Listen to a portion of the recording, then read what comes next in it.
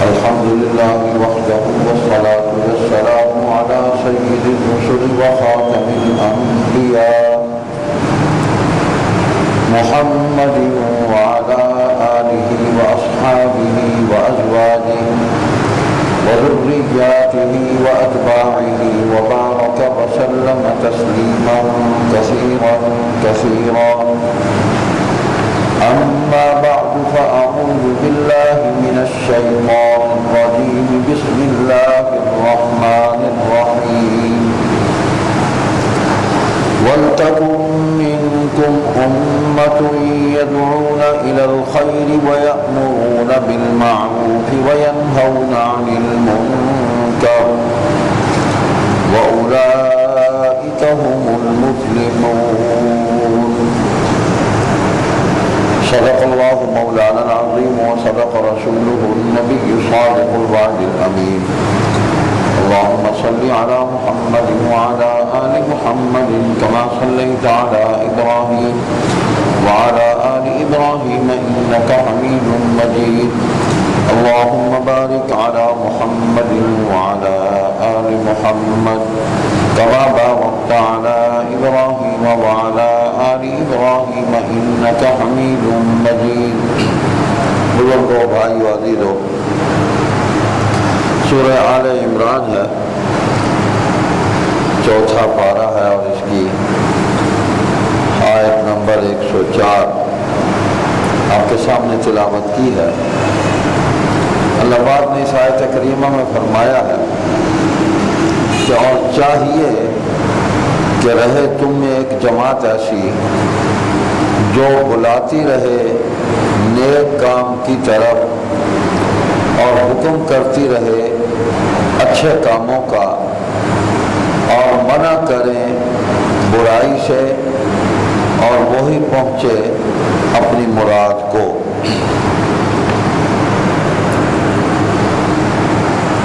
اس آیت کریمہ میں اللہ تبارک و تعالیٰ نے امت مسلمہ کے چند فرائض جو بنیادی فرائض ہیں اس کی طرف متوجہ کیا ہے، یاد دہانی کروائی ہے، تاکید کی ہے، ایک امر کی، اور ان میں سب سے پہلا جو کام ہے کہ تمہارے اندر ایک جماعت ایسی ضرور رہنی چاہیے کہ جو اللہ کی مخلوق کو نیک کاموں کی طرف بلاتی رہے، یدعون الی الخیر، ان کی دعوت دیتی رہے، خیر اور بھلائی کے کاموں کی طرف دعوت دیتی رہے، ویأمرون بالمعروف، اور نیک کاموں کا حکم کرتی رہے، وینہون عن المنکر، اور برے کاموں سے منع کرتی رہے، اولئک هم المفلحون، وہی لوگ ہیں جو کامیاب ہیں، وہی جماعت۔ یہ 3 فرائض ہیں، خیر اور بھلائی کی طرف بلانا، نیکی کا حکم کرنا اور برائی سے روکنا۔ خیر کی دعوت دینا یہ ایک مستقل فریضہ ہے جو بغیر کسی قوت کے، بغیر کسی اختیار کے، بغیر کسی طاقت کے، بغیر کسی اقتدار کے ہر مسلمان کو انجام دینا ہے، بلانا ہے، دعوت دینی ہے، خیر کا راستہ دکھانا ہے، اور یہ ایک ایسا عظیم الشان کام ہے کہ جس کو اللہ تبارک و تعالیٰ کے تمام انبیاء کرام علیہم الصلوات و تسلیمات نے کیا، اور سب سے آخر میں حضور صلی اللہ علیہ وسلم نے اس عظیم الشان فریضہ نبوت کو ادا کیا، اور پھر اس فریضے کو اپنی امت میں منتقل کیا۔ اب خیر کیا ہے؟ خیر کیا ہے؟ خیر کی طرف بلائیں، خیر کی طرف دعوت دیں۔ قرآن کریم میں تو اتنی بات آ گئی، تو اس کی تشریح، اس کی وضاحت، اس کی تفصیل ہمیں حضور خاتم النبیین سیدنا و مولانا رؤوف الرحیم محمد کریم صلی اللہ علیہ وسلم کی حدیث مبارک میں ملے گی اور آپ کی سیرت طیبہ میں ملے گی کہ خیر کیا ہے۔ تو حدیث ہے، آپ صلی اللہ علیہ وسلم نے فرمایا الدین النصیحہ،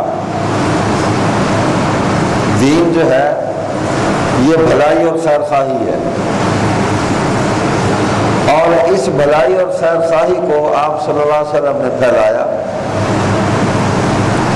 بغیر کسی جبر کے، بغیر کسی تشدد کے، بس راستہ دکھانا ہے، راستہ دکھانا ہے کہ یہ خیر اور بھلائی کا راستہ ہے، اس کو دیکھ لو، یہ اس کے دلائل ہیں۔ نبی اکرم صلی اللہ علیہ وسلم نے ایک تو یہ حدیث ہے، پھر کفار و مشرکین جو مکہ میں موجود تھے ان کو کھانے کی دعوت دی، ابو جہل کو بلایا، چچا ابو لہب کو بلایا، اور بھی جو سردار تھے ان کو بلایا، کھانا کھلایا، ان کا اکرام کیا، ان کا احترام کیا کہ تم سوسائٹی کے بڑے لوگ ہو، یہ میری دعوت ہے۔ اس کے بعد ان کو پھر خیر اور بھلائی یعنی دین اسلام کی طرف بلایا، توحید کا پیغام ان تک پہنچایا، لا الہ الا اللہ تفلحوا، قولوا، کہہ دو اللہ کے سوا کوئی بھی الہ نہیں، کوئی بھی عبادت کے لائق نہیں، یہ کہہ دو تم کامیاب ہو جاؤ گے، کامیاب ہو جاؤ گے۔ تو انہوں نے برا مانا، حضور صلی اللہ علیہ وسلم نے ان کے برا ماننے پر ان پر کوئی تشدد نہیں کیا، ان کو جبراً اسلام قبول نہیں کرایا، بس دعوت دی، کھانے کی دعوت بھی دی، خیر اور بھلائی کے راستے کی بھی دعوت دی، پیغام پہنچا دیا ان تک، اور یہ فریضہ ہے نبوت کا، اور اسی فریضے کو امت کو سونپا۔ حجۃ الوداع میں جو آپ نے آخری خطبہ ارشاد فرمایا، اس میں یہی فرمایا، صحابہ کرام رضی اللہ عنہم ورضوا عنہ، آپ نے سوال کیا، اللہ اکبر، کچھ جمع غفیر تھا کہ یہ بتاؤ میں نے اللہ کا دین تم تک پہنچا دیا؟ تو صحابہ نے نہ صرف اس بات کی گواہی دی کہ آپ نے دین پہنچا دیا، بلکہ یہ بھی ساتھ عرض کیا یا رسول اللہ صلی اللہ علیہ وسلم، نہ صرف آپ نے ہم تک اللہ کا دین پہنچایا بلکہ پہنچانے کا حق ادا کر دیا، حق ادا کر دیا۔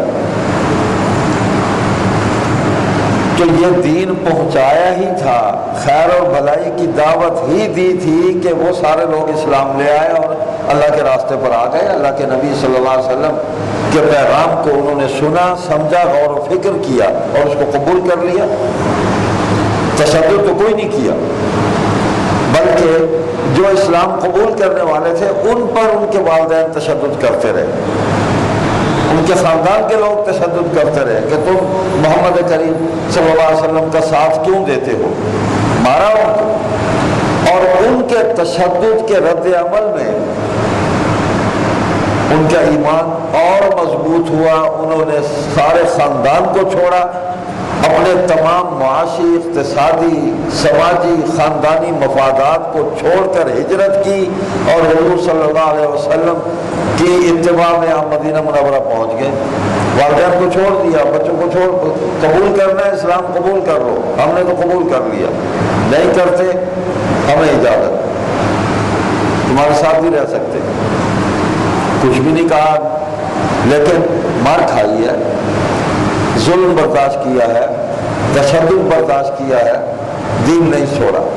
اس جو خیر آپ تک پہنچی اس خیر کو انہوں نے سمجھ لیا، اس کو جانچ لیا، اس کو دیکھ لیا، اس کا نور اور اس کی برکت اپنی آنکھوں سے انہوں نے دیکھی، دل سے یقین کر لیا انہوں نے۔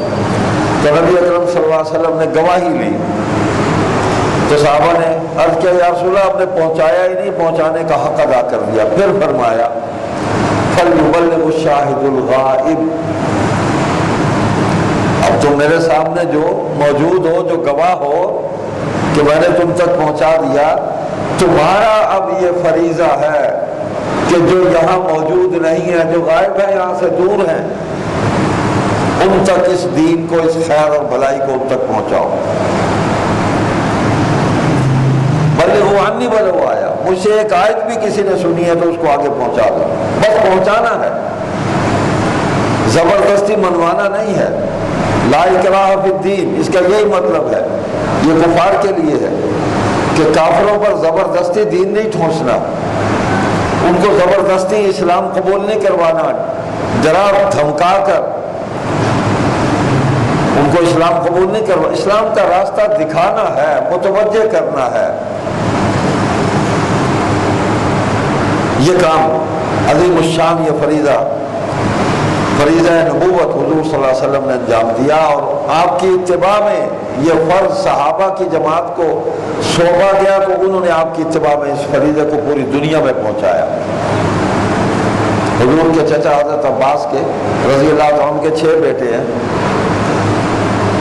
6 کے 6 دنیا کے مختلف ملکوں میں فوت ہوئے ہیں، ایک مدینہ میں، 5 جو ہے مختلف ملکوں میں، وہ افریقہ تک گئے۔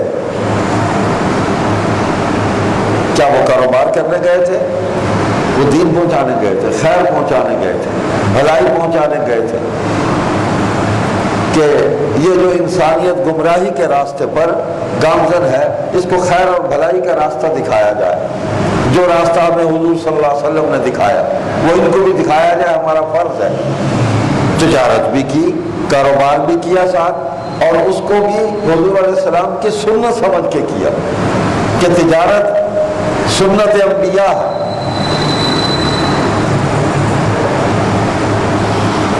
اب یہ تو ہے خیر اور بھلائی، اس کی دعوت، اس کی طرف بلانا، اس میں نہ کسی ہتھیار اٹھانے کی ضرورت ہے، نہ کسی جبر کی ضرورت ہے، نہ کسی تشدد کی ضرورت ہے۔ آپ جہاں سے گزر رہے ہیں، آپ یہ روشنی اور نور جو ہے یہ پھیلاتے چلے جائیں، اس کو بکھیرتے چلے جائیں، آگے بڑھتے چلے جائیں۔ اب جس کا جی چاہے اس کو قبول کر لے، جس کا جی چاہے اس کو چھوڑ دے، یہ آزادی دی اللہ تعالیٰ نے۔ عقل شعور بھی دیا کہ ہر نعمت اور ہر روشنی جو نور، ہدایت کا نور ہے، اس کو آپ واضح کر دیں، بس آپ کا اتنا ہی کام ہے۔ یہ حق تو حضور صلی اللہ علیہ وسلم کو بھی اللہ تعالیٰ نے نہیں دیا، ان کو بھی یہی فرمایا ان علیک الا البلاغ، کہ جو کچھ آپ پر نازل ہوا بس اس کو آگے پہنچا دیں۔ پہنچانا، منوانا فرق ہے، اس میں یہ انہیں منوایا نہیں ہے۔ اسلام کے اندر طاقت ہی اتنی تھی، وہ اتنا روشن دین ہے کہ اس کے سامنے کوئی مذہب ٹھہر ہی نہیں سکا، اور نبی اکرم صلی اللہ علیہ وسلم پیش کرنے والے تھے آپ کی شخصیت عظیمہ، آپ کے اخلاق گرامی، آپ کے خوبصورت رویے، خوبصورت الفاظ، خوبصورت انداز دعوت، اس کے اندر اتنی طاقت، اتنی عظمت، اتنی دلیل تھی کہ اس کے سامنے کفار و مشرکین کی کوئی دلیل ٹھہر نہ سکی۔ قبول کر لیا انہوں نے، قبول کر لیا۔ یہ جو لڑائی ہوئی ہے، جو جہاد ہوئے ہیں، وہ دین کی دعوت میں نہیں ہوئے، وہ تو کفار آئے ہیں لڑنے کے لیے، وہ مقابلہ کرنے آئے ہیں کہ ہمیں یہ دعوت جو تم دے رہے ہو قبول نہیں ہے، ہم تمہیں راستے سے ہٹانا چاہتے ہیں، مار دیں گے تمہیں، ختم کر دیں گے، تمہارا وجود مٹا دیں گے۔ تو جب کوئی کسی کو مٹانے کے لیے آگے بڑھتا ہے تو پھر اللہ نے حکم دیا جاہدوا باموالکم وانفسکم، انفروا خفافا وثقالا وجاہدوا باموالکم وانفسکم، ہلکے ہو یا بوجھل نکلو اللہ کے راستے میں، جہاد کرو اللہ کے راستے میں، اپنے مال سے، اپنی جانوں سے۔ تو یہ حکم نبی کو آیا صلی اللہ علیہ وسلم کو، اور آپ نے صحابہ کو یہ حکم سنایا، اور صحابہ آپ کے ساتھ چل پڑے۔ اور یہ جہاد بھی فساد کو ختم کرنے کے لیے، جہاد جنگ جو ہے اسلام میں یہ فساد کو ختم کرنے کے لیے ہے، قیام امن کے لیے ہے، آپریشن ہے یہ۔ ایسا نہیں ہے کہ اسلام ہر وقت ہی لڑتا رہتا ہے، کوئی لڑنے آئے گا تو لڑیں گے، خام خواہ تو نہیں لڑیں گے۔ تو پہلی بات جو ہے یدعون الی الخیر، یہ تو خیر اور بھلائی کی دعوت دینا ہے، اس میں تو کوئی لڑائی کا، غصے کا، تشدد کا کوئی عنصر شامل ہی نہیں ہے۔ یا آپ کافر کو بھی دیں، مسلمان کو بھی دیں، کافر کو بھی اللہ کا راستہ دکھائیں اور اپنے مسلمان بھائیوں کو جو آپ دعوت دیں گے یہ یاد دہانی ہے۔ وتواصوا بالحق سورہ العصر میں ہے، چھوٹی سی سورت ہے۔ وتواصوا بالحق وتواصوا بالصبر، یہ تواصی بالحق جو ہے ایک دوسرے کو حق کی نصیحت کرتے رہو، یاد دہانی ہے کہ ہم غفلت میں نہ شکار ہو جائیں، بھول نہ جائیں۔ نماز ہے، وقت ہو گیا، ہم غفلت میں ہیں، دعوت دے دیں اس کو کہ بھائی اذان ہو گئی، یاد دہانی کروا دیں۔ اور بھی دین کے جو کام ہیں تو مسلمان کو تو فرائض کی یاد دہانی ہے، کافر اور مشرک کو خیر اور بھلائی کا راستہ دکھانا ہے۔ دوسری بات جو ہے وہ وَيَأْمُرُونَ بِالْمَعْرُوفِ وَيَنْهَوْنَ عَنِ الْمُنْكَرِ، نیکی کا حکم کرنا اور برائی سے روکنا، اس کا تعلق طاقت، اختیار اور اقتدار کے ساتھ ہے کہ جب تمہیں یہ اجتماعی قوت حاصل ہو جائے، دین کی حکومت قائم ہو جائے، تو پھر نیکی کا حکم کرو طاقت کے ساتھ، طاقت کے ساتھ۔ ہر خیر اور بھلائی جو ہے اس کو ریاست کے طور پر، ریاست کی طرف سے اس کو نافذ کیا جائے، قانون بنایا جائے، قانون کے تحت اس کو رائج کیا جائے۔ اور وہ مسلمانوں پر رائج ہونا ہے، جو کافر ہیں ان کو اپنے مذہب کی آزادی ہے، اپنے مذہب کی۔ تو دنیا میں کسی بھی گناہ والے کام کو اچھا نہیں سمجھا جاتا، کافروں نے بھی گناہ کے کام ہوتے تھے، کرتے تھے لوگ، لیکن اس کو اچھا نہیں سمجھتے تھے۔ جو ان میں شرفاء تھے، شراب پی جاتی تھی، زنا بھی ہوتا تھا، چوری بھی ہوتی تھی، جوا بھی کھیلا جاتا تھا، بے حیائی کی باتیں بھی ہوتی تھی، لیکن ان کو جو کفار میں شرفاء تھے وہ ان کاموں کو اچھا نہیں سمجھتے تھے، برا ہی سمجھتے تھے، روکتے تھے اپنے ماتحتوں کو، ایسا نہ کرو، یہ ٹھیک نہیں ہے، ظلم کو برا سمجھتے تھے۔ لیکن اکثریت تو ایسے ہی تھی۔ تو مسلمانوں کے اندر جب اسلام کی حکومت قائم ہو جائے تو پھر اس کو قوت کے ساتھ، ریاست کی ذمہ داری ہے، ریاست کی، کہ وہ نیکی کا حکم کرے۔ قرآن کریم نے اس کی رہنمائی کی ہماری۔ اعوذ باللہ من الشیطان الرجیم الذین ان مکناہم فی الارض اقاموا الصلاة وآتوا الزکاة وامروا بالمعروف وآتوا الزکاة وامروا بالمعروف ونہوا عن المنکر، کہ اگر اللہ تمہیں زمین پر حکومت دے، کافروں سے تو نہیں کہا جا رہا، ایمان والوں سے کہا جا رہا ہے، اللہ تمہیں طاقت دے، اقتدار دے، اختیار دے، تو پھر کیا کرو؟ سب سے پہلے نظام صلاۃ کو قائم کر دو، اقاموا الصلاۃ، اور یہ حکمن ہے، مسلمان کے لیے حکم ہے، مشورہ نہیں ہے۔ وآتوا الزکاۃ، نظام زکوٰۃ کو قائم کرو، لوگوں کے اموال جو ہیں ان کو حلال کر دو۔ ریاست جو اسلامی ریاست ہے اس کے بیت المال میں لوگوں کے اموال جمع ہوں، زکوٰۃ کے، صدقات کے، عشر کے، جزیہ کے، فدیہ کے، مال غنیمت جو جہاد سے آیا، یہ ریاست کے جو بیت المال ہے اس کے اندر سب کچھ جمع ہو۔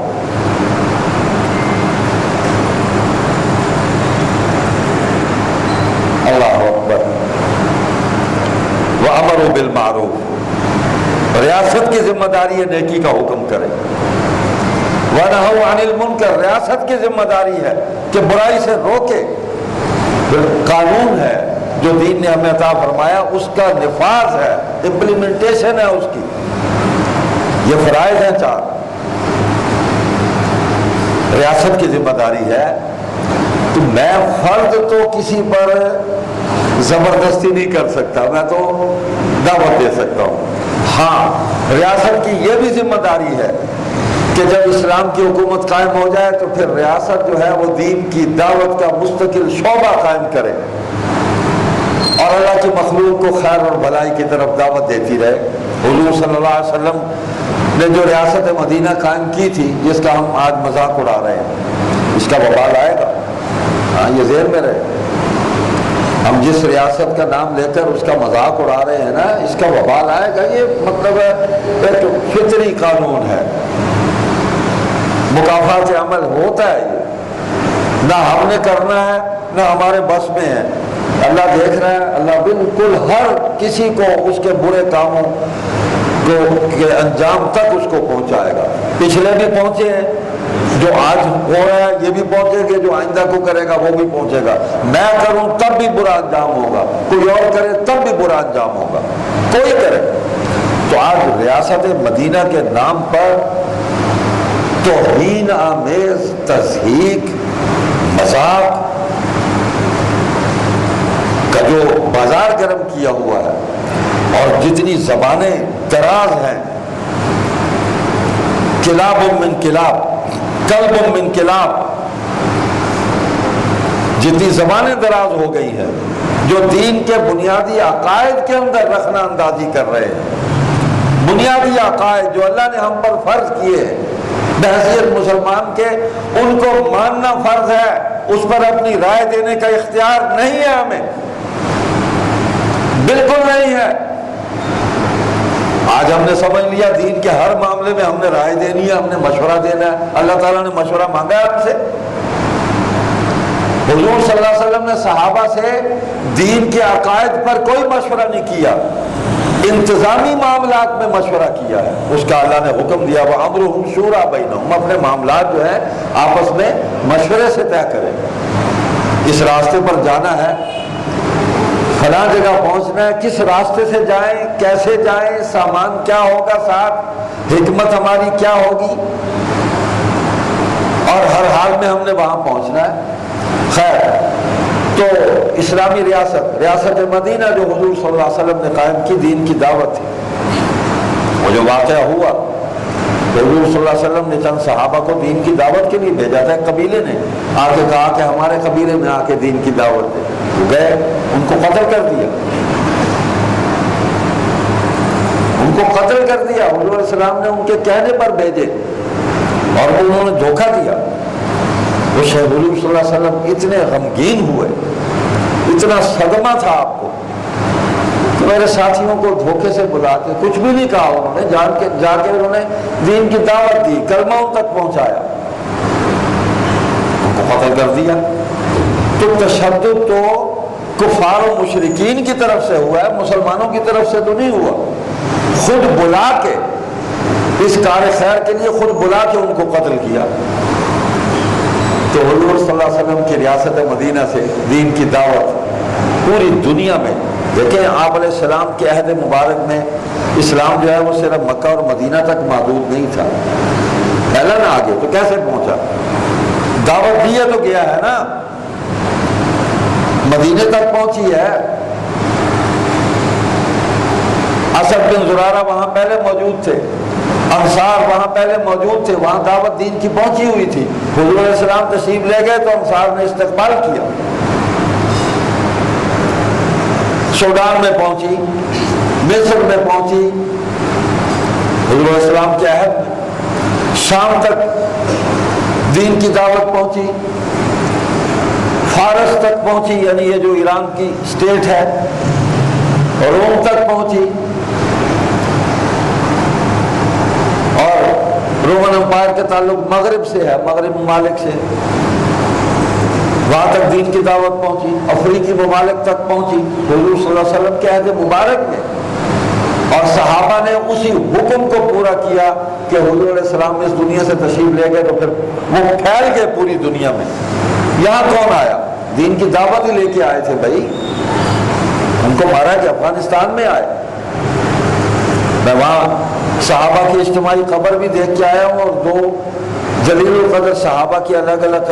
ایک کا نام مجھے یاد ہے حضرت جانک رضی اللہ تعالیٰ، اور ایک اجتماعی قبر تھی کابل میں، اس میں درجنوں صحابہ تھے جن کو شہید کر کے ظلم کیا گیا اور ایک ہی گڑھے میں ان کو دبایا گیا. تو بعد مسلمانوں نے پھر بعد میں وہاں ان کی قبر بنائی. تو اسلام ایسے پہنچا ہے، قربانی دے کر پہنچایا گیا ہے. اگلوں کو مار کے اسلام نہیں ان کو پہنچایا. ہاں تو معاملات خلط ملط ہے. نہ ہم قرآن کی دعوت کو سمجھتے ہیں، نہ قرآن پہ غور و فکر کرتے ہیں. قرآن نے یہی تو شکوہ کیا ہمیں، افلا یتدبرون القرآن. تمہیں کیا ہو گیا کہ تم قرآن کے اندر غور و فکر نہیں کرتے؟ تو بحیثیت مسلمان کے ہم سب کی یہ مشترکہ ذمہ داری ہے، ہر مسلمان کی. ہم قرآن کے پیغام کو سمجھیں، قرآن کی دعوت میں غور و فکر کریں، اور قرآن کی دعوت کو سنت پر عمل کرتے ہوئے اللہ کی مخلوق تک پہنچائیں، اور وہ طریقے اختیار کریں جو رسول اللہ صلی اللہ علیہ وسلم نے طریقے اختیار کیے، جو آپ کے صحابہ نے طریقے اختیار کیے. اسی میں سلامتی ہے، اسی میں برکت ہے، اسی میں قوت اور طاقت ہے. میرے بنائے ہوئے طریقوں کے اندر جھول ہو سکتا ہے، گڑبڑ ہو سکتی ہے، لیکن جو طریقہ اللہ تعالیٰ نے حضور علیہ السلام کو تعلیم فرمایا، حضور نے اس پہ عمل کیا، اور حضور کی اتباع میں صحابہ نے اس پر عمل کیا. 1443 سال ہو رہے ہیں، امت اس پر عمل کرتی آ رہی ہے. وہی طریقہ جو ہے وہ کامیاب ہے. اور وہ کیا ہے؟ اللہ اکبر. اعوذ باللہ من الشیطان الرجیم. ادع الى سبیل ربک بالحکمۃ والموعظۃ الحسنۃ وجادلہم باللتی ہی احسن. اللہ کے راستے کی طرف لوگوں کو بلائیں، دعوت دے، دعوت دے. ان کو کیسے دینی ہے؟ بالحکمہ، بڑی تدبیر کے ساتھ، عقل کا پورا استعمال کرنا ہے، جوش کے اندر نہیں، ہوش و حواس کو بحال رکھ کے، سوچ بچار کر کے کہ میرا کون سا انداز جو ہے اللہ کا دین اس تک پہنچانے میں مؤثر ہو سکتا ہے. اس شخص کے مزاج کو، اس کے معاملات کو، اس کی زندگی کے، اس کے رہن سہن کو سامنے رکھتے ہوئے بڑی تدبیر کے ساتھ اس کے سامنے دین کو پیش کرنا ہے. بالحکمہ والموعظۃ الحسنہ، اور بڑی اچھی نصیحت کے ساتھ. یعنی ہماری دعوت کا جو انداز ہے، جو الفاظ ہیں، وہ ایسے دلکش ہونے چاہیے، وہ ایسے روح پرور ہونے چاہیے، ایسے دل کو سکون دینے والے ہونے چاہیے، اور جھنجھوڑ دینے والے چاہیے کہ وہ جو ہی سنے تو وہ اپنے نقطۂ نظر پر، اپنے مذہب پر غور و فکر شروع کر دے کہ بات تو اس نے ٹھیک کی ہے. والموعظۃ الحسنہ، یہ اللہ پاک حضور علیہ السلام کو فرما رہے ہیں جی، اور حضور کے ذریعے پوری امت تک یہ اصول اور یہ طریقہ پہنچا ہے. وجادلہم باللتی ہی احسن. دیکھیں کوئی بات چھوڑی نہیں اللہ تعالیٰ. ایک تو یہ ہے کہ اچھی طرح نصیحت کے ساتھ اس میں دلائل ہوں، عقلی، نقلی، ہر قسم کے دلائل ہوں، اس کے سامنے دین کو پیش کرے آپ. ظاہر بات ہے دعوت کا کام اگر کوئی جاہل آدمی یہ کام کرے گا نقصان پہنچائے گا. تو جو آدمی دین کے داعی بنے پہلے دین کا علم حاصل کرے. جاہل آدمی کو تو حلال حرام کے مسائل کا بھی پتہ نہیں، وہ بھی عالم سے آ کے پوچھتا ہے، اور اگر وہ اپنی ناقص عقل جو ہے، ناقص مطالعہ جو ہے، ناقص علم جو ہے، اس کی بنیاد پر دعوت دے گا تو گڑبڑ کا اندیشہ ہے. پہلے اس کو یہ کام سیکھنا چاہیے، سمجھنا چاہیے، جتنا سمجھے اس کو آگے سمجھا دے. اصل کام یہ صاحب علم کا ہے، صاحب تقوی کا کام ہے کہ پہلے اپنے آپ کو ٹھیک کرے، قرآن کا علم جو ہے اس کو حاصل کرے، قرآن میں غور و فکر کرے، حضور صلی اللہ علیہ وسلم کی سیرت طیبہ اس کا مطالعہ کیا جائے، غور و فکر کیا جائے، زندگی کا معمول بنایا جائے حضور کی سیرت کا مطالعہ، صحابہ کی سیرت کا مطالعہ زندگی کا معمول بنایا جائے، چاہے آپ ایک صفحہ پڑھیں، آدھا صفحہ پڑھیں، روز کہیں نہ کہیں کچھ دیکھ لیں، پڑھ لیں، ایمان کو روشنی مل جائے گی، بات کرنے کا سلیقہ اور قرینہ آ جائے گا۔ حضور کی حدیث کو پڑھیں صلی اللہ علیہ وسلم کی، ایک حدیث پڑھ لیں گے آپ کے دماغ کی کھڑکیاں کھل جائیں گی، علم کے راستے کھل جائیں گے، ایسی روشنی ملے گی، ایسے الفاظ ہیں، ایسی تعلیم ہے، ایسی حکمت ہے، اللہ اکبر۔ قرآن کی تشریح ہے، بات سمجھ میں آ جائے گی۔ حضور کی احادیث دین سمجھانے کے لیے ہیں، سارے سمجھانے کے لیے، حضور کے اعمال عملی طور پر مثال بنا کر دین سمجھانے کے لیے۔ وَجَادِلْهُمْ بِالَّتِي هِيَ أَحْسَنُ، اللہ فرماتے ہیں کوئی مناظرہ بازی ہو جائے، کوئی سوال جواب ہو جائے، کوئی بحث ہو جائے، ڈیبیٹ ہو جاتی ہے نا، تو اس بحث میں بھی جو انداز مخاطب نے اختیار کیا ہے، برا انداز، اگر اس نے برا انداز اختیار کیا ہے، تم نے جواباً برا انداز اختیار نہیں کرنا، اس کو جواب بڑے اچھے طریقے سے دینا ہے کہ وہ اور زیادہ متاثر ہو جائے کہ میں نے تو بدتمیزی کی، میں نے تو دین کا مذاق اڑایا، لیکن اس آدمی نے اور اچھی دلیل دے کے بہت ہی خوبصورت انداز میں مجھے لاجواب کر دیا، لاجواب کر دیا۔ تو حضور صلی اللہ علیہ وسلم نے ایک دعوت وہ ہے دین کی جو آپ نے سرداران کو بلا کے دی، وہ ایک لیول اونچا تھا، ان کا سٹیٹس تھا سوسائٹی کے اندر، ایک ان کے ساتھ گفتگو کا انداز آپ کا اور تھا، اور ایک دعوت آپ نے کوہ صفا پہ کھڑے ہو کے دی، وہ خطاب کیا، وہاں انداز کچھ اور تھا کہ اس میں عام لوگ ہیں، ان پڑھ، اس میں جاہل بھی ہیں، باشعور بھی ہیں، جاہل بھی ہیں، بے شعورے بھی ہیں، ہر قسم کے لوگ ہیں، تو یہ حضور علیہ السلام کے کلام کی بلاغت ہے جو اللہ پاک نے ایک خصوصیت عطا فرمائی اپنے پیارے نبی صلی اللہ علیہ وسلم کو کہ آپ کے کلام کے اندر طاقت ہے، جامعیت ہے، بلاغت ہے۔ اوتیت جوامع الکلم، اللہ نے مجھے جامع کلمات عطا فرمائے ہیں۔ آپ ایک کلمہ ہے، ایک جملہ ہے، اس کو بیان کر کے اس کو کھولتے چلے جائیں، ہماری زندگی گزر جائے گی، اس کی روشنی ختم نہیں ہوگی، کھلتا چلا جائے گا، ایسے کلمات ہیں۔ اللہ اکبر۔ وہاں نہیں فرمایا، مثال دی جیسے استاد سمجھاتا ہے، میں تمہیں یہ کہوں کہ اس پہاڑی کے پیچھے ایک لشکر ہے، وہ تم پر چڑھ دوڑے گا، حملہ کر دے گا، تہس نہس کر دے گا تمہیں، میری بات مان لو گے؟ تو مان لے گا۔ اس کی عقلی دلیل تھی کہ حضور بلندی پہ کھڑے ہیں صلی اللہ علیہ وسلم، ہم نشیب میں ہیں، تو ظاہر بات ہے آپ نے پیچھے کچھ دیکھا ہے تو ہمیں بتلا رہے ہیں، یہ عقلی طور پر ان کے ذہن میں یہ بات آئی۔ ہم نشیب میں ہم صرف حضور کو دیکھ رہے ہیں، ہمیں پہاڑ کے پیچھے کا منظر ہمیں نظر نہیں آ رہا، اور یہ اس وقت یعنی عوام کے ساتھ رابطے کا ایک اہم مرکز تھا کہ لوگ پہاڑی پہ آ کے کھڑے ہو جاتے تھے، کوئی مصیبت میں ہوتا تب، کوئی اہم بات قوم تک پہنچانی ہے تب، یہ پوائنٹ تھا۔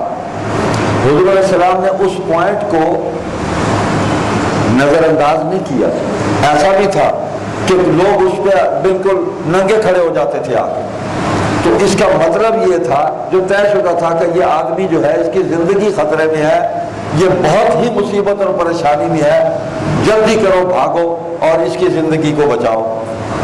حضور صلی اللہ علیہ وسلم اس پہاڑی پہ تشریف لائے تو آپ نے لوگوں کو مصیبت کی طرف متوجہ نہیں کیا بلکہ مصیبت سے نجات کی طرف متوجہ کیا۔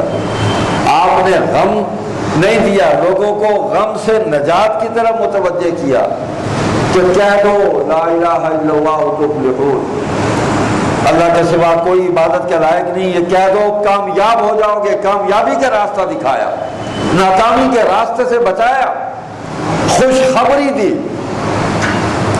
تو لوگوں نے غور و فکر کیا، سب نے مخالفت نہیں کی اس وقت۔ ابو لہب جو ہے وہ کپڑے جھاڑتا ہوا اٹھا، بہت توہین کی اس نے، بہت بد زبانی کی اس نے۔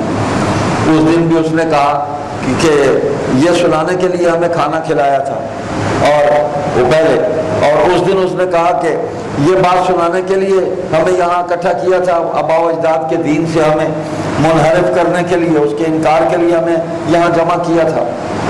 تو ملی جلی ساری باتیں تھیں، لیکن دنیا نے دیکھا کہ وہ جس لشکر کی بات حضور علیہ السلام نے فرمائی تھی، جس کی گواہی دی سامنے تمام لوگوں نے کہ آپ ٹھیک فرما رہے ہیں کہ ایک لشکر، اگر آج میں تمہیں یہ کہوں کہ وہ آئے گا اور تم پر چڑھ دوڑے گا، تمہیں شکست دے دے گا، مان لو گے، مان لیں گے۔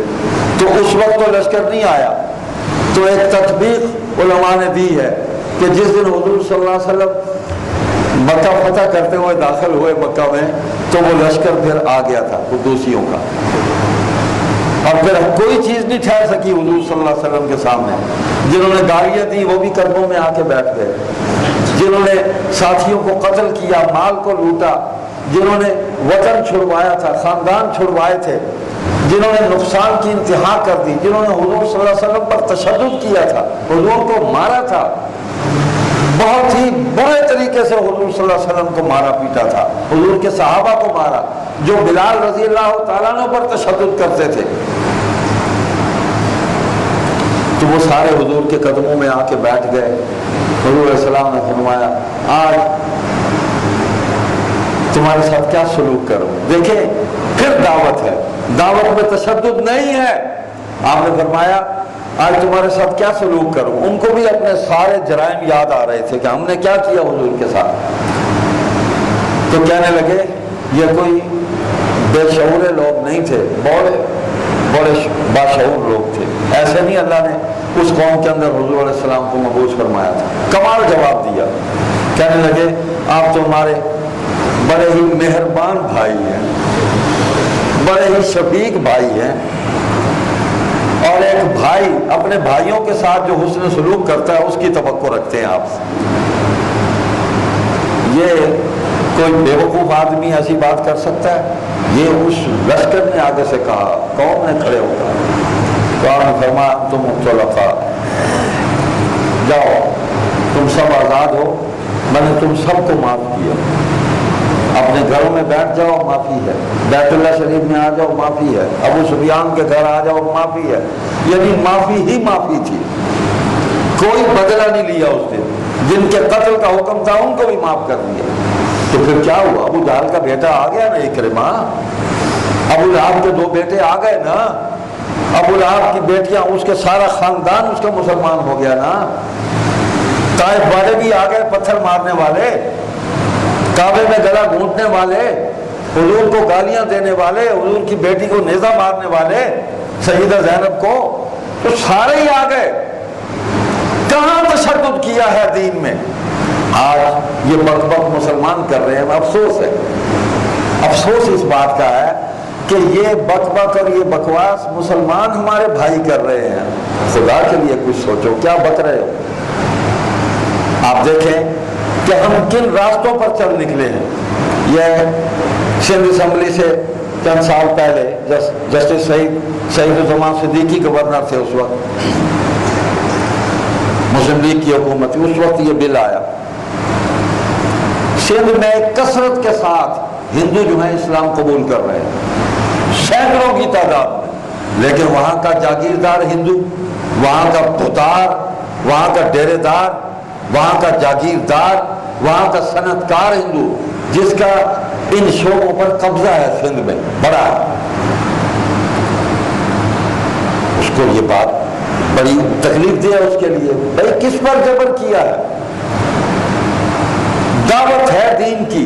تم نے دیکھیں وہاں ہندو مذہب، میں مذہب کے اوپر کوئی بات نہیں کرتا، نہ کسی کے مذہب کی توہین کرتا ہوں، لیکن ان کے مذہب میں ذات پات کا مسئلہ ہے، اونچ نیچ ہے، اسلام میں تو سب برابر ہے، انما المؤمنون اخوہ، سارے مسلمان بھائی ہیں. وہاں نہیں ہے، وہاں چھوت چھات کا مسئلہ ہے.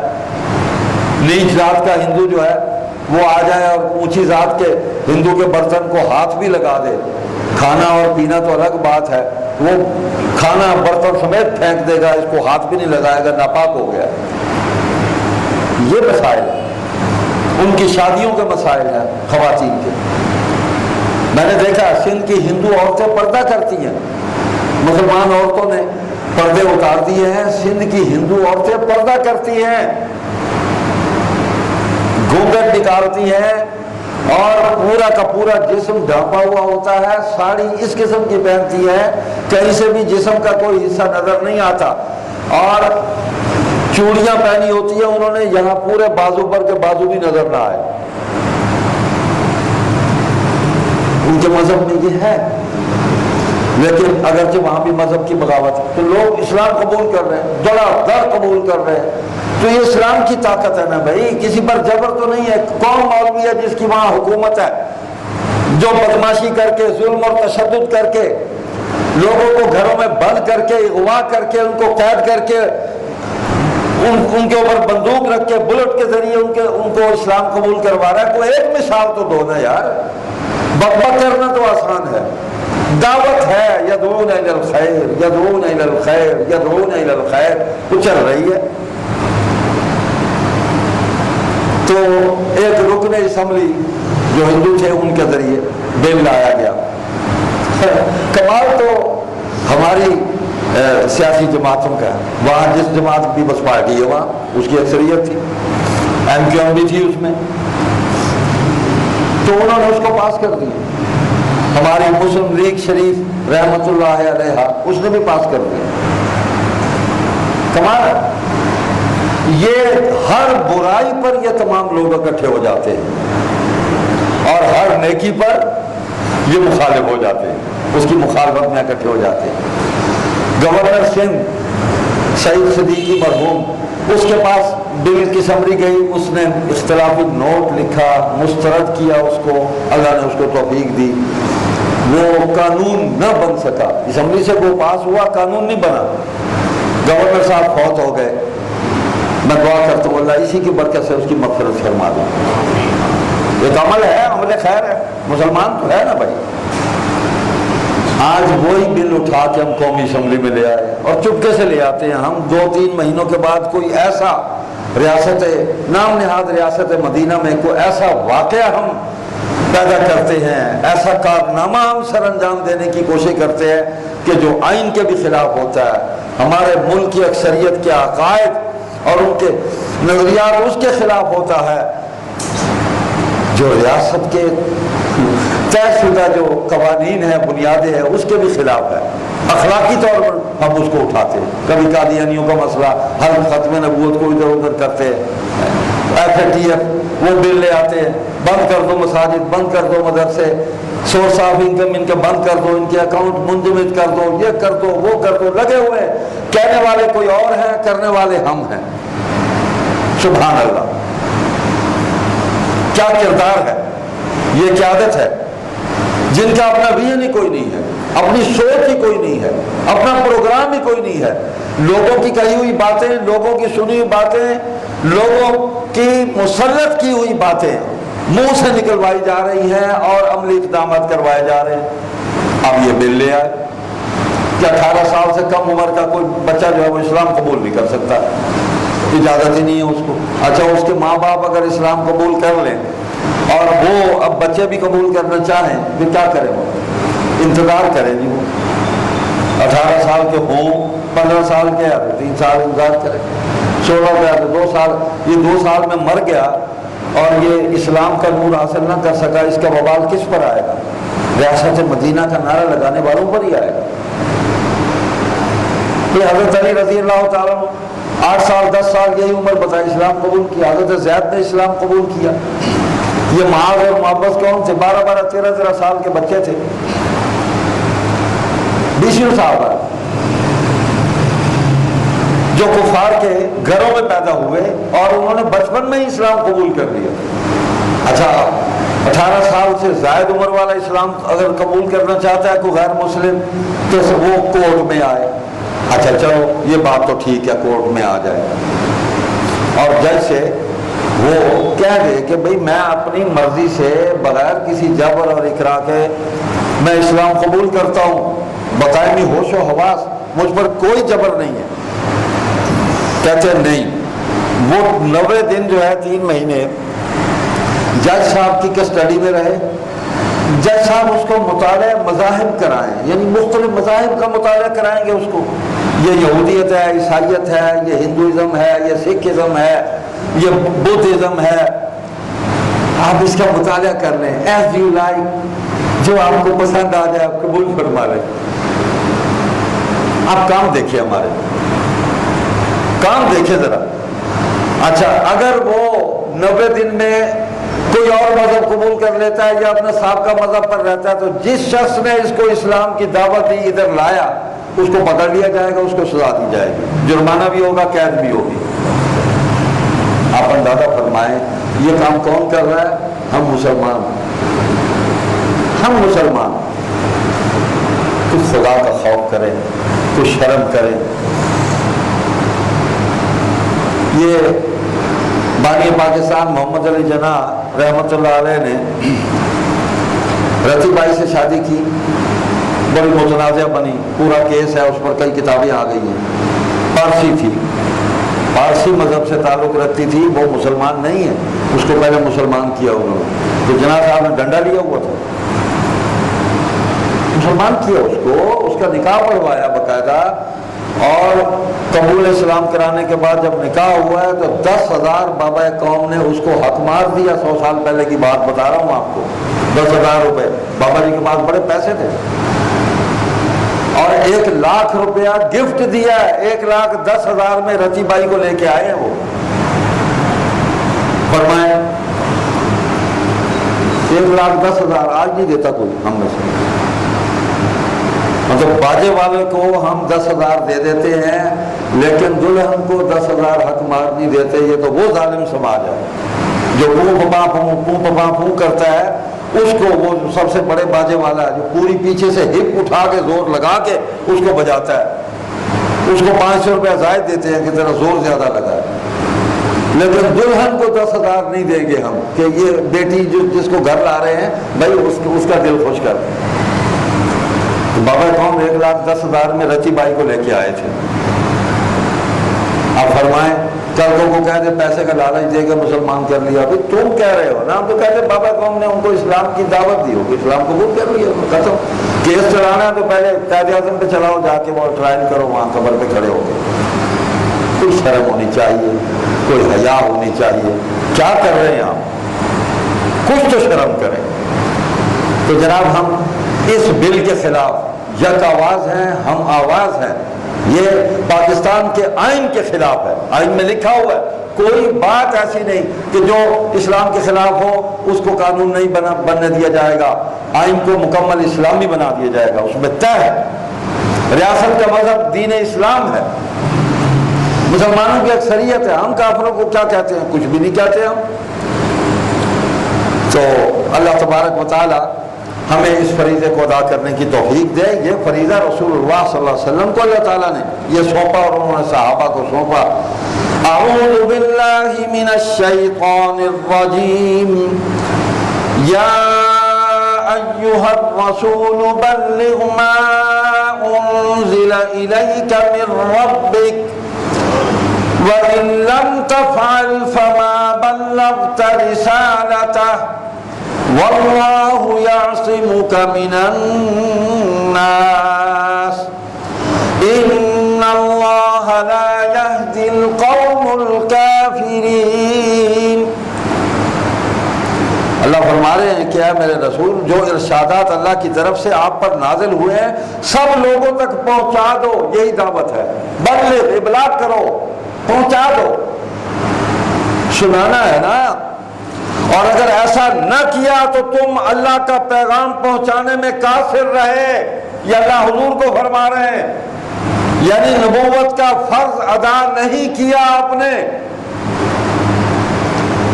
اللہ اکبر. اور اللہ تم کو لوگوں سے بچائے رکھے گا. یہ جو آپ کے دعوت پہنچانے کے راستے میں رکاوٹ ہے نا، آپ کے دشمن ہیں، اللہ تمہاری حفاظت کرے گا ان کے مقابلے میں. بے شک اللہ منکروں کو یعنی کافروں کو ہدایت نہیں دیتا. جو انکار پر ڈٹے ہوئے ہیں کہ ہم نے نہیں ماننا، ان کو اللہ ہدایت نہیں دیتا. لیکن جو غور و فکر کرتا ہے، سوچ و بچار کرتا ہے، اللہ اس کو ہدایت دے دیتے ہیں. یہاں الحمدللہ 20 ایسے خوبصورت واقعات ہو چکے ہیں اللہ کے فضل و کرم سے. ہم دین کی دعوت دیتے ہیں. میں نے تین دن پہلے اسلام آباد میں نے پریس کانفرنس میں نے کچھ سابق جو کافر تھے، ان میں ہندو تھے، ان میں کچھ سابق قادیانی تھے، میں نے ان کو ساتھ بٹھایا. اور آپ حیران ہوں گے، ان میں 2 سابق ہندو ایسے تھے جو جید عالم دین بن گئے، مسلمانوں میں شادی کی ہو، اور وہ دین کے داعی بن گئے، یعنی خود دعوت دے رہے ہیں. ان کے ماں باپ خاندان کے لوگ ابھی تک ہندو ہیں، وہ ان کو دعوت دے رہے ہیں. روتے ہیں، میں نے ان کو روتے ہوئے دیکھا ہے کہ شادی دعا کرے میرا باپ مسلمان ہو جائے. یہ درد یہ ڈنڈے سے پیدا ہوتا ہے. میں نے قادیانی جو سابق تھے ان کے ساتھ میں نے صحابیوں سے کہا ان میں سے کسی سے پوچھ لو، کسی مولوی نے ڈنڈا مارا ہو، کسی مسلمان نے ان پر جبر کیا ہو. بھائی انہوں نے یہ دعوت اور پیغام جو ہے اس کو سنا، ان کے دل نے قبول کر لیا، یہ خود چل کے آئے ہیں. ہم سے پہلے انہوں نے کلمہ پڑھ لیا، اس سے پہلے کہ ہم ان کو پڑھاتے. انہوں نے کہا اشہد ان لا الہ الا اللہ واشہد ان محمدا عبدہ ورسولہ. ہمیں بات سمجھ آ گئی. یہاں رمضان مبارک میں 29واں روزہ تھا، افطار کیا ہمارے ساتھ ایک سابق کا، اس وقت قادیانی تھا وہ، اس پر ایک محنت ہم کر رہے تھے، اس کو دعوت دے رہے تھے. کوئی ڈنڈا نہیں مارا. آپ کو پتہ نہیں ہے وہ کئی نمازیں قادیانی ہوتے ہوئے ہمارے ساتھ یہاں پڑھ کے گیا، کئی روزے اس نے ہمارے ساتھ افطار کیے. ہم نے نہ اس کو روزہ افطار کرتے ہوئے کو ڈنڈا مارا، نہ یہاں نماز پڑھتے ہوئے ڈنڈا مارا کہ کیوں ہماری مسجد میں گھس آیا. آ گیا ہے نا تو اس سے محبت کریں. اس کو یہ محبت اور خیر کا پیغام بھلائی کا اس تک پہنچاتے رہیں، اس کے لیے دعا کرتے رہے. ہمارے دوستوں نے نفل پڑھے اللہ کی بات کی، یا اللہ اس کا دل کھول دے. 29ویں رمضان میں افطار کیا، نماز پڑھی، افطار کے بعد اس نے کہا مجھے کلمہ پڑھا. مجھے ختم نبوت سمجھ میں آ گئی. فرمائیں کون سے جبر کیا. اور بھی ہوئے واقعات. اس کے بعد بھی یہاں ایک ساتھی آئے، بہائی مذہب چھوڑ کے آیا. تو کسی پر کوئی جبر نہیں ہے. ملاقات ہے بحیثیت انسان کے، ہم سب سے ملتے ہیں. تو دین کی دعوت کبھی نہیں رکے گی. ساری دنیا نے زور لگا لیا، دین کی دعوت نہیں رکی. آج امریکہ کے اندر سب سے زیادہ لوگ مسلمان ہو رہے ہیں، سب سے زیادہ تعداد. جہاں سب سے زیادہ دین کے خلاف سازشیں تیار ہوتی ہیں، منصوبے بنتے ہیں، پوری امت مسلمہ کو کچلنے کے منصوبے، تباہ و برباد کرنے، ان کو ہلاک کرنے کی سازشیں ان پر عمل ہوتا ہے. کیا کیا ہمارے ساتھ یہاں انہوں نے، ہمارے ہمسائے، ہمارے بھائی کے ملک میں آ کے کیا کیا انہوں نے. کہاں گئی وہ طاقت، کہاں گئی وہ ٹیکنالوجی. بلند ہوا تو ایک ہی کلمہ بلند ہوا، لا الہ الا اللہ محمد رسول اللہ. آج اس کے جھنڈے لہرا رہے ہیں. کوئی اچھا خدا نہ خواستہ وہ پھر ان کو ادھر ادھر کر دیں تو کیا وہ کلمہ چھوڑ دیں گے؟ وہ پھر اسی راستے پہ کھڑے. ہم نے تو آمنت باللہ ثم استقم، حکم یہی ہے نبی کا، حکم یہی ہے اللہ کا. ایمان لائے ہو اللہ پر تو پھر استقامت اختیار کرو، اس پر مر جاؤ، اسی پر ڈٹ جاؤ. موت آ جائے تمہیں دین پر، لیکن دین کی بات، دین کی دعوت، دین کا نام لینا کبھی نہیں چھوڑے گے. تو فریضہ ہے، اللہ کے نبی اپنی امت کو سونپ کر گئے ہیں، اس کو کوئی نہیں روک سکتا. جو کام حضور صلی اللہ علیہ وسلم نے جاری کیا ہے وہ کام قیامت تک جاری رہے گا، اس کو دنیا کی کوئی طاقت نہیں روک سکتی. کوئی مثال ہے تو دکھاؤ نا، کہیں کسی نے روکا ہو دین کی دعوت کو. باتیں کرتے، ایک واقعہ لائیں کہ کسی سے زبردستی کسی نے اسلام قبول کرایا ہو. میں آپ کو کیا بتاؤں کہ کیسے کیسے کیس میرے پاس آتے ہیں. پچھلے دنوں 2 کیس میرے پاس آئے. 2 خواتین ہیں، وہ ویل ایجوکیٹڈ ہیں، یونیورسٹیز میں پڑھ رہی ہیں. وہ کہتی ہیں ہم قادیانیت چھوڑ کے اسلام قبول کرنا چاہتے ہیں. ذرا میں نے کہا سوچ لیں، غور و فکر کر لیں، اور زندگی کا اگلا جو آپ کا مرحلہ ہے اس کے بارے میں بھی غور و فکر کریں۔ ظاہر بات ہے آپ اسلام چھوڑ کے، قادیانیت چھوڑ کے اسلام قبول کریں گی تو زندگی کیسے گزاریں گے؟ پھر شادی بھی ہونی ہے آپ کی، تو اس کے لیے تمام کاموں کے لیے ذہنی طور پر تیار ہو جائیں۔ اور کورٹ میں آ کے، ہم تو کورٹ میں لے جاتے ہیں، وہیں بیان دلواتے ہیں۔ یہ 90 دن کی پخ کیا لگائی ہے آپ نے کہ اس کو اس کے پچھلے آ کے، یہاں ہمارے خادم ہوتا تھا، رحمت اللہ نام تھا، اسی ادارے میں، آج سے 40-45 سال پہلے کی بات ہے، وہ عیسائی تھا، رحمت مسیح اس کا نام تھا۔ یہ مدرسہ کوٹلہ تولے خان کے ایک کرائے کے مکان میں مولانا عطاء المحسن بخاری رحمہ اللہ نے شروع کیا تھا، تو وہاں وہ صفائی کرنے آتا تھا، بھنگی تھا، بہتر تھا، غلاظت اٹھانے آتا تھا، تو شاہ جی نے اس سے کئی دفعہ اس سے کہنا کہ یار، اور رحمت آج میں صفائی کر دیتی ہے بیت الخلا دی، اس وقت یہ فلش نہیں ہوتے تھے 40-50 سال پہلے، اور آ جا ہاتھ دھو کے آ جا ناشتہ کر رہا میرے نام، اور شاہ جی میں سائی میں چوڑا، میں انہوں نے کہا تو سائی چوڑا تم انسان نہیں ہے، تیرے بھوک نہیں لگ دی، آ میں ناشتہ کر۔ کئی دفعہ اس کو ناشتہ کرایا، کھانا کھلایا دوپہر کا۔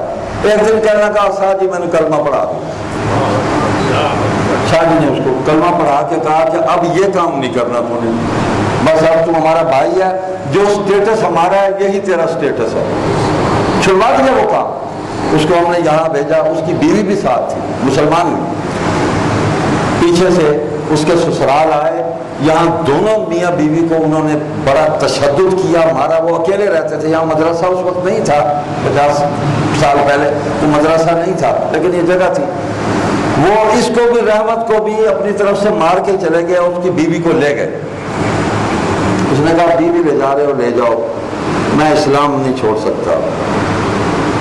وہ یہاں رہا، وہ ہمارے گھروں کے کام بھی کرتا تھا، مدرسے کے کام بھی کرتا تھا، رحمت اللہ اس کا نام ہم نے رکھا، اتنی اس کی داڑھی تھی، 5 وقت کا نمازی تھا۔ یہی فوت ہوا، یہی جان دی اس نے، اور شاہ جی کے قدموں میں آسودہ خاک ہے، امیر شریعت کے قدموں میں۔ جناب ہم نے تو کوئی جبر نہیں کیا، جبر تو انہوں نے کیا۔ ایسی اتنی مثالیں ہیں، میں آپ کو پیش کر سکتا ہوں، وقت بہت ہو گیا۔ تو اللہ تعالیٰ کا خوف کریں ہمارے حکمران، اس قسم کی الٹی سیدھی جو ہانک رہے ہیں، جو کام کر رہے ہیں، اس کا وبال انہیں پر پڑے گا، دین کو کچھ نہیں ہونا۔ یہ بڑا طاقتور ہے، اس کی دعوت آگے پہنچتی رہنی ہے۔ پورا یورپ دین اسلام کی نور سے منور ہو رہا ہے، اور بڑی تعداد میں لوگ مسلمان ہو رہے ہیں، بڑی تعداد میں۔ ان کو تو لگ رہا ہے کہ آئندہ 5-10 سال کے بعد یورپ میں سب سے زیادہ جو لوگ ہوں گے وہ مسلمان ہوں گے۔ یہ خود رپورٹس ان کی آ رہی ہیں، ہماری نہیں ہے، وہ پریشان ہے اس سے۔ تو طاقت ہے، یہ فطری دین ہے، انسان کی نیچر ہے، یہ مین میڈ لاز نہیں ہے، یہ انسانی نظریات نہیں ہے، یہ اللہ کی وحی ہے، اللہ کا قانون ہے، امر الہی ہے، جو ہر انسان کی فطرت ہے۔ تو فطرت جو ہے وہ فوراً متاثر کرتی ہے۔ اللہ آپ کا اور میرا بھلا کرے۔ سبحانک اللہم و بحمدک۔